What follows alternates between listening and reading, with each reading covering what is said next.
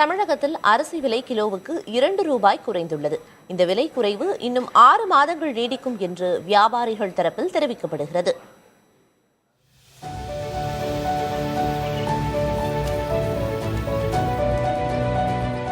பருவமழை காரணமாக இந்த ஆண்டு நெல் விளைச்சல் அதிகரித்துள்ளது. இதன் காரணமாக இந்தியா முழுவதும் 120 மில்லியன் மெட்ரிக் டன் அளவுக்கு அரிசி உற்பத்தி செய்யப்பட்டுள்ளது.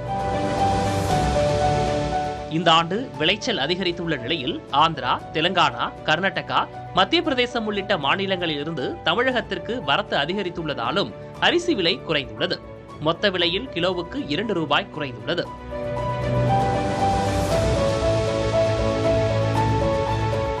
சன்னம் மற்றும் மிகச் சன்ன ரகங்கள் எல்லாம் கிலோவிற்கு 2 ரூபாய் சொல்லியபடி குறைந்திருக்கிறது. மேலும் இந்த குறைவு குறைந்தபட்சம் 6 மாதத்திற்கு தொடர்ந்து மாற்று கருத்து இல்லை. காரணம், மற்ற மாநிலங்கள் இந்தியாவில் உற்பத்தி உயர்ந்திருக்கிறது.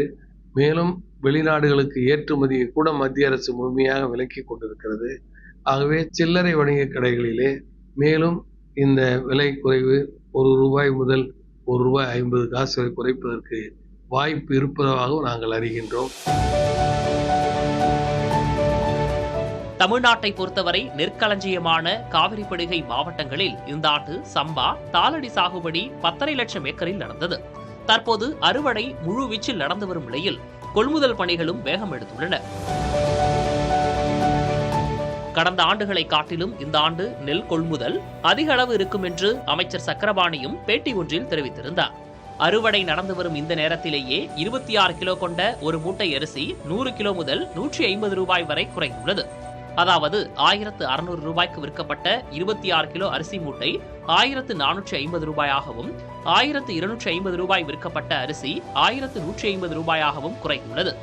இந்த விலை குறைவு இன்னும் 6 மாதங்கள் வரை நீடிக்கும் என்றும் வணிகர்கள் தரப்பில் தெரிவிக்கப்படுகிறது. புதிய தலைமுறைக்காக திருவள்ளூரிலிருந்து செய்தியாளர் எழில்.